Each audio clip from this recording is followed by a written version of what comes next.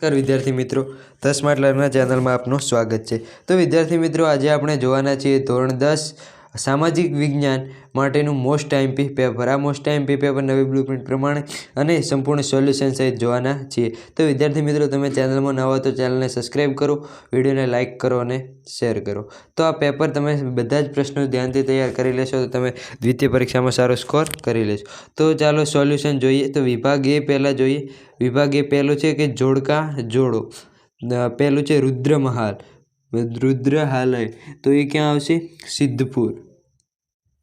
પછી છે નાટ્યશાસ્ત્ર, તો નાટ્યશાસ્ત્ર આવશે ભરત મુનિ। પછી છે અભયારણ્ય, અભયારણ્યમાં આવશે ચંદ્રપ્રભા। પછી છે ગરમ પાણીના ઝરા, તો ગરમ પાણીના ઝરા લસુંદરા। વિદ્યાર્થી મિત્રો, તમને ખબર છે ગરમ પાણીના ઝરા ગુજરાતમાં 4 જગ્યાએ છે: તુલસીશ્યામ, ઉનાઈ, લસુંદરા અને ટુવા, આ 4 જગ્યાએ છે। પછી ઇજારાશાહીનો વેગ મળ્યો, તો ઇજારાશાહીનો વેગ એ ખાનગીકરણના કારણે મળ્યો હતો। પછી છે નીચેના વિધાનો ખરા છે કે ખોટા તે જણાવો, તો ખરા છે કે ખોટા તે જણાવવાનું છે। પહેલું છે કે ચંદ્રગુપ્ત ગુરુ ચાણક્ય અને ખુદ ચંદ્રગુપ્ત મૌર્ય નાલંદા વિદ્યાપીઠમાં શિક્ષણ લીધું હતું, તો આ વિધાન કેવું છે? ખોટું। પછી મસ્જિદના દિવાલના અંત ભાગને લીવાન કહે છે, આ પણ ખોટું। વિદ્યાર્થી મિત્રો, ત્યાં શું કહે છે તે તમારે કોમેન્ટમાં જણાવવાનું છે। એમપીઓનો માર્કો માંસ અને તેમાંથી બનેલી વસ્તુઓ પર લગાડવામાં આવે છે, તો એમપીઓનો માર્કો માંસ અને તેની વસ્તુ પર લગાડવામાં આવે છે, આ એકદમ સાચું છે। પછી ગુજરાતમાં સ્થાનિક સ્વરાજ્યની સંસ્થાઓમાં મહિલા અનામતની ટકાવારી 50% કરી છે, આ પણ સાચું છે। અને બળવાખોરી એ વૈશ્વિક સમસ્યા છે, આ પણ કેવું છે? સાચું છે। પછી છે નીચે આપેલી ખાલી જગ્યાઓમાં યોગ્ય વિકલ્પ પસંદ કરીને લખો, તો તેમાં 11મું છે ભારતે ખાલી જગ્યાની ભાવનાને વિશ્વમાં સાકાર કરી, તો તેમાં આવશે વસુધૈવ કુટુંબકમ। પછી 12મું શ્રી મહાવીર જૈન આરાધના કેન્દ્ર કોબા ખાલી જગ્યા ખાતે આવેલું છે, તો તે ગાંધીનગર ખાતે આવેલું છે। ભાખરા નાંગલ યોજના ખાલી જગ્યા નદી પર આવેલી છે, તો વિદ્યાર્થી મિત્રો, દરેક નદી પર આવેલી યોજના તમારે તૈયાર કરી નાખવાની છે, તેમાંથી એક હેતુલક્ષીમાં પ્રશ્ન આવે જ છે, તો ભાખરા નાંગલ યોજના એ સતલુજ નદી પર આવેલી છે। પછી છે નાગાર્જુન સાગર યોજના ખાલી જગ્યા નદી પર આવેલી છે, તો કૃષ્ણા નદી પર આવેલી છે। પછી દિબ્રુગઢથી કન્યાકુમારીને જોડતો રેલમાર્ગ ભારતનો સૌથી લાંબો રેલમાર્ગ છે, જે ખાલી જગ્યા તરીકે જાણીતો છે, તો તે વિવેક એક્સપ્રેસ તરીકે જાણીતો છે। પછી જે નીચેના વિકલ્પો સાચો વિકલ્પ શોધીને લખો, વિકલ્પોનો જવાબ આપવાનો છે। કઈ રિફાઇનરીના વાયુ પ્રદૂષણથી આગ્રાનો તાજમહેલ ઝાંખો પડ્યો છે? તો મથુરાની રિફાઇનરીના કારણે આગ્રાનો તાજમહેલ ઝાંખો પડ્યો છે। પૃથ્વી પર જળ સંસાધનનો મુખ્ય સ્ત્રોત કયો છે? તો વૃષ્ટિ। નર્મદા નદી કયું રાજ્ય લાભાન્વિત છે? તો નર્મદા નદીથી ગુજરાતને ઘણો લાભ થયો છે। પછી 19મો ક્વેશ્ચન છે।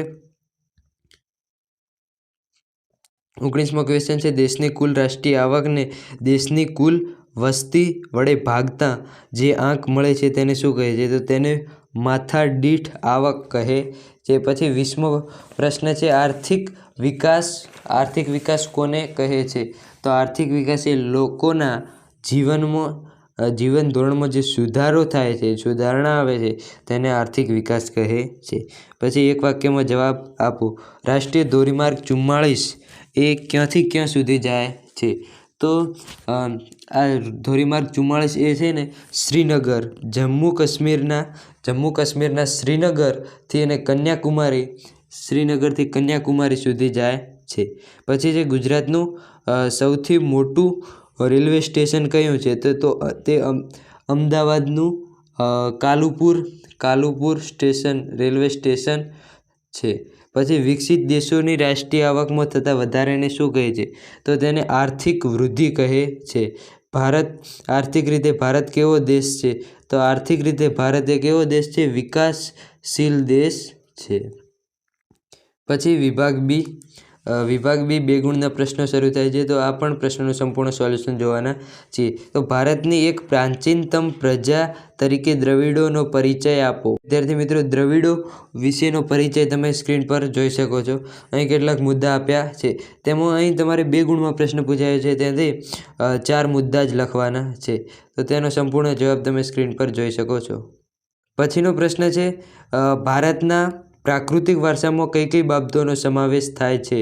તો ભારતના પ્રાકૃતિક વારસામાં ઊંચા પર્વતો, જંગલો, ઝરણા, નદીઓ, રણો, સાગરો, વિશાળ ફળદ્રુપ મેદાનો, ખીણ પ્રદેશો, ઋતુઓ, તરુઓ, વેલાઓ, વેલીઓ, પર્ણો, પુષ્પો, જીવજંતુઓ વગેરે પ્રાકૃતિક વિશિષ્ટતાનો સમાવેશ થાય છે. પછીનો ક્વેશ્ચન છે, સંગીત રત્નાકર વિશે સંગીત રત્નાકરનો પરિચય આપો અને કથકલી નૃત્ય વિશે લખો. આ તો 2 ક્વેશ્ચનનું સાથે સોલ્યુશન જોઈએ.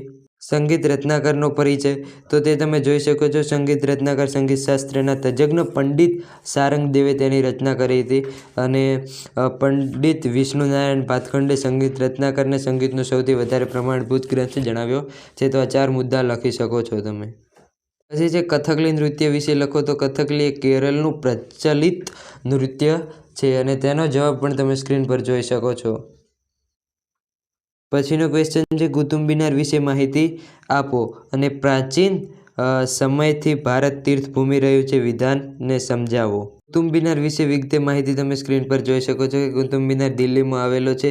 તે સલ્તનતકાલીન સ્થાપત્યનો શ્રેષ્ઠ નમૂનો છે. કુતુબુદ્દીન ઐબકે કુતુબ મિનારનું બાંધકામ શરૂ કર્યું હતું, અને તે પૂર્ણ 1210માં પૂર્ણ કરાવ્યું હતું, અને તે 5 માળનો છે. તેની ઊંચાઈ 72.5 સેન્ટીમીટર છે. તે ભારતનો સૌથી ઊંચો મિનાર એટલે કે સ્તંભ છે, અને તે ભૂતળોનો ઘેરાવો 13.75 મીટર છે, અને ઊંચાઈ આપેલી છે તે તમે જોઈ શકો છો.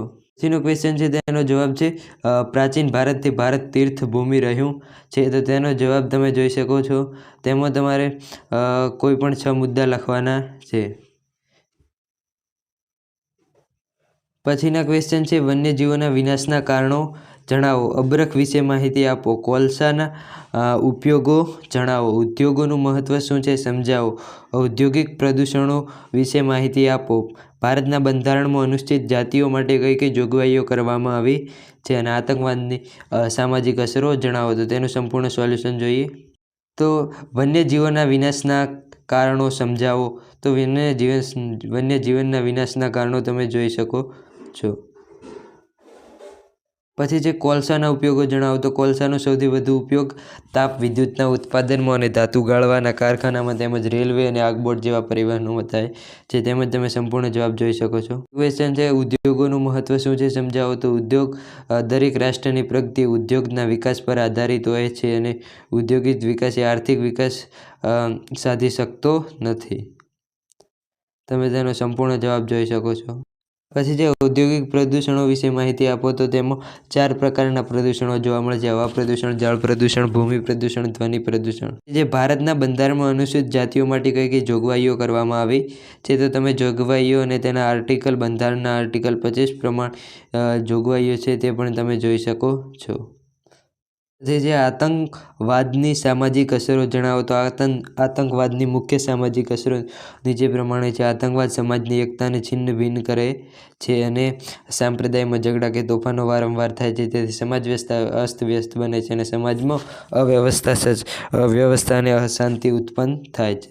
તો આમ આતંકવાદ એ સામાજિક અસર માટે ખૂબ જ ગેરફાયદાકારક છે. પછી વિભાગ C-ના મોસ્ટ આઈએમપી પ્રશ્નો, 3 ગુણના પ્રશ્નો. તો પહેલાં આપણે પ્રશ્નો જોઈએ, પછી તેનું સોલ્યુશન જોઈએ.